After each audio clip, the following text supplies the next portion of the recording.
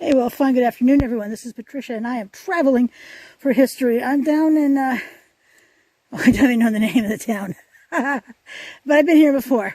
So, Lake Bomoseen is nearby, and this is part of the Slate History Trail. And I'll leave links to those 3 videos from last October for you to enjoy. I didn't get to see this side of it, the side of the Slate Mill, last time I was here, and I mean, as far as the eye can see, this just keeps going and going and going and going and going. And let me go ahead and read to you the Slate Mill, in case you didn't have a chance. Let me just... All right, so the Slate Mill.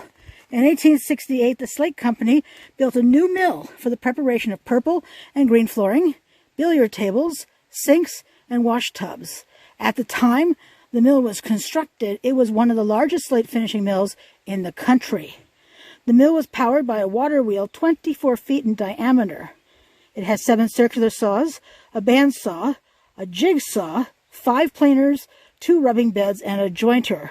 The mill burned in 1870 and was rebuilt on a smaller scale. Does this really look small to anyone at all? Anyway, in the 1880s, Samuel Hazard Jr., the former treasurer and supervisor of the Slate Company, ran the new mill and the quarries as the Lake Shore Slate Company. Hazard's great-great-granddaughter, Martha Warren, left the Slate Company land to the state of Vermont. Although the beautifully carved date stone is still standing, the mill walls are crumbling, and they do warn people not to climb on any part of this. So let me just walk over here and show you the back side of the mill, and we can reminisce together. And you can see the ground I'm trying to walk around. Whee. Admittedly, I recommend coming in the fall so you avoid a lot of these humongous horseflies. Good gosh. And mosquitoes. All right.